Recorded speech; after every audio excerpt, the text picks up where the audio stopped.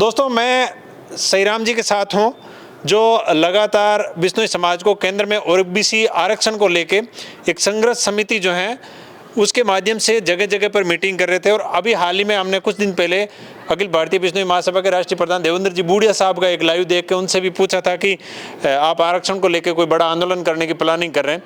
ये भी एक बड़ा आंदोलन लंबे समय से जो है समाज के जहाँ सामाजिक बाहुल्य हैं वहाँ जाके कर रहे थे। सईराम जी, सबसे पहले तो आपका स्वागत है। आपका मैं नमस्कार करना चाहूँगा। सईराम जी, क्या वजह है कि एक तरफ महासभा बोल रही है कि हम आरक्षण की तरफ बढ़ रहे हैं, एक तरफ संघर्ष समिति जो है लगातार संघर्ष कर रही थी और चुनाव के टाइम पे जो अब संघर्ष विराम हुआ था, अब आप लोगों का क्या प्लानिंग है? महासभा के साथ बढ़ने का है या संघर्ष समिति अपने स्तर पे इस जो है आंदोलन को जारी रखेगी? इस संबंध में मैं आपसे या आपके माध्यम से पूरे बिश्नोई समाज से अपील करना चाहता हूँ कि सन 2000 से बिश्नोई जाति को केंद्र में आरक्षण नहीं मिला और वो लंबा अटकता रहा किसी वजह से। और उसके बाद महासभा ने संघर्ष समिति नाम की एक कमेटी बनाई थी, वो कमेटी भी कोई 1.5 साल पहले भंग कर दी और बिल्कुल बिश्नोई जाति में आरक्षण केंद्र में लेने के लिए शून्यता आ गई। तो इस बात को युवाओं में आक्रोश था, इसलिए हमने इस मुहिम को प्रारंभ किया और हमने मई 21 को जांबा में सबसे पहले मीटिंग करके और ये मुहिम शुरू की। फिर हमने जोधपुर में आके सब लोगों से विचार विमर्श किया। अब मैं बिश्नोई समाज के बुद्धिजीव है, राजनीतिक है, सबसे विचार विमर्श करके सबके मिल के सबकी इच्छा के अनुरूप एक संघर्ष समिति बनाई और उस संघर्ष समिति ने जितने भी अपने सांसद हैं अपने संबंधित जिलों के सारे सांसदों से मिले।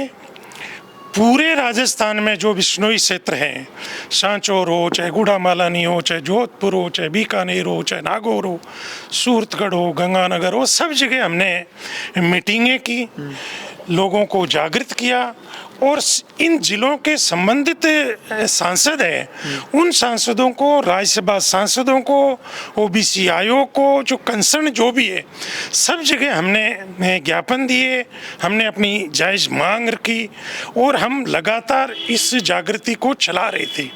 ठीक है, ये जागृति आपकी चल रही थी, अचानक बीच में ऐसा क्या हुआ कि आपने जो यहाँ सांसद जोधपुर सांसद है उनके घेराव के बाद में प्रधानमंत्री आए थे अगले दिन और उसके बाद में संघर्ष समिति की तरफ से इस प्रकार का कोई अपडेट नहीं आया?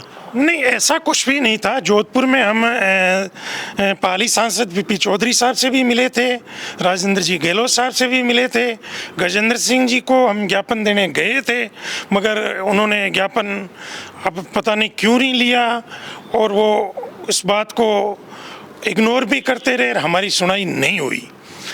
हम सब जगह प्रदर्शन कर रहे थे, ज्ञापन दे रहे थे और ज्ञापन देने हम गए थे मगर उन्होंने नहीं लिया और बाई फोर्स हमें वहाँ से हटा दिया गया। फिर भी हमारा संघर्ष आज की तारीख में भी जारी है।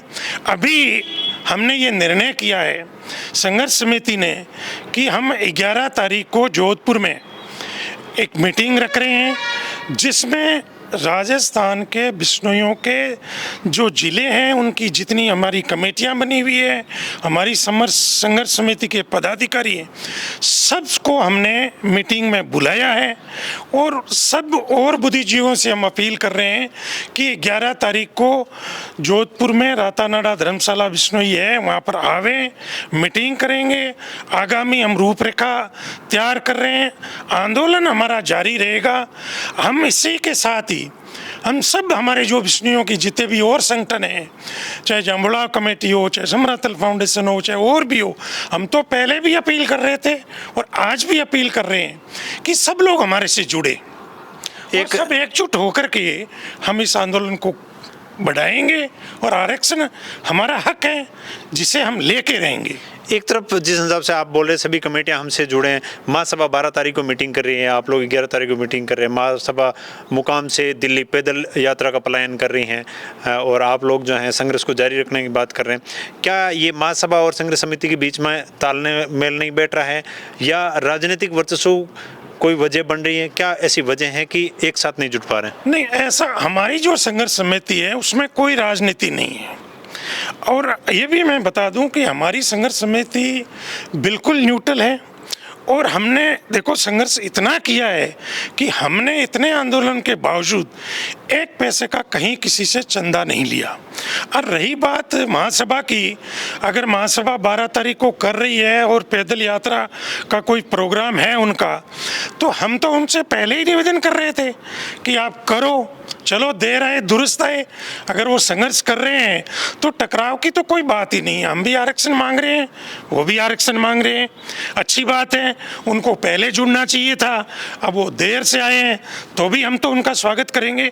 हमारी कोई राजनीतिक या कहीं किसी से टकराव या कोई मतभेद या मनभेद नहीं है।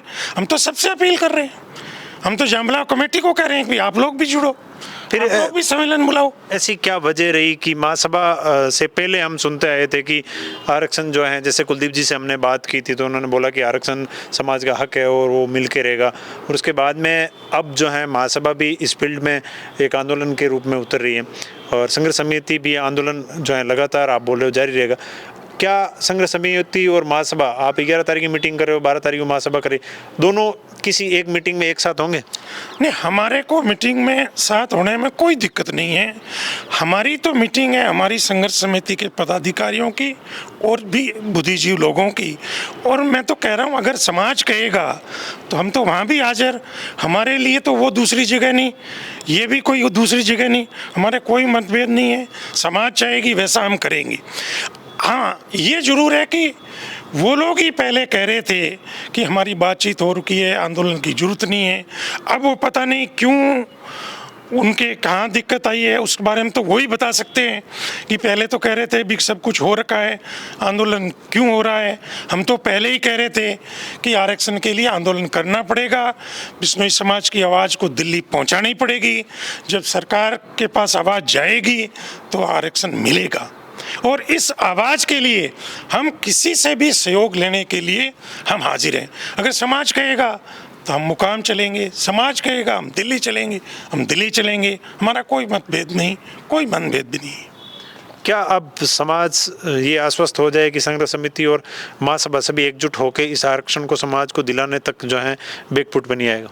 नहीं, बिल्कुल, अगर समाज चाहेगा तो मैं 100% कह रहा हूँ, हम सब मिलके सब कोशिश करेंगे और समाज को आरक्षण दिलाएंगे, और मिलना भी चाहिए, ये समाज का हक भी है। संघर्ष समिति का अब अगला लक्ष्य क्या है? संघर्ष समिति अपना आंदोलन जारी रखेगी। संघर्ष समिति 11 तारीख को मीटिंग है, उसमें हम आगामी रूपरेखा का निर्णय लेंगे। क्या वो रूपरेखा जिस हिसाब से महासभा बना रही है उसी तरफ बढ़ेगी, या आप लोगों का आंदोलन जिस प्रकार से पहले चल रहा था उसी प्रकार रहेगा? नहीं, वो हमारी कमेटी तय करेगी, आम बिश्नोई समाज की भावना तय करेगी। जैसे वो कहेंगे वैसे हम चल पड़ेंगे, हमारे कोई दिक्कत नहीं, हम किसी से कोई दिक्कत नहीं। हम तो महासभा से पहले ही निवेदन कर रहे थे कि आओ मदद करो। हम तो और संगठनों से कह रहे हैं कि आओ मदद करें, एकजुट हमें, एकता में ही ताकत है और आरक्षण मिलेगा। एकता में ही ताकत है और आरक्षण मिलेगा। सईराम जी, जो रिटायर्ड एडिशनल एसपी सईराम जी बिश्नोई जो हैं, संघर्ष समिति में लगातार जो हैं अपना संयोजक हैं, और लगातार जो है हमने कई जगह पे आंदोलन किए, इन्होंने वो आंदोलन देखे। लेकिन हम कोशिश करेंगे कि समाज के हर उस व्यक्ति से बात करें जो इस आंदोलन की भूमिका से जुड़े हुए हैं, और इस आंदोलन के अंदर जो है जिन्होंने प्रयास किया है, चाहे महासभा की तरफ से हो चाहे संघर्ष समिति की तरफ से हो, ये चाहते हों कि दल बल से आगे बढ़ता है तो समाज के सामने राजनीता और राजनीतिक जो कानून है उसको झुक के और उनकी तरफ सोचना पड़ता है। इसी प्रकार का एक प्रयास जो है संघर्ष समिति कर रही थी। अब महासभा बोल रही है कि हम जो पैदल मार्च करेंगे। अब ये देखने वाली बात है कि ये पूरी रूपरेखाएं क्या बनती है। संघर्ष समिति और महासभा दोनों से हम आशा करते हैं कि आरक्षण जो है मिले, और समाज भी यही आशा करता होगा, ऐसी हम अपेक्षा करते हैं।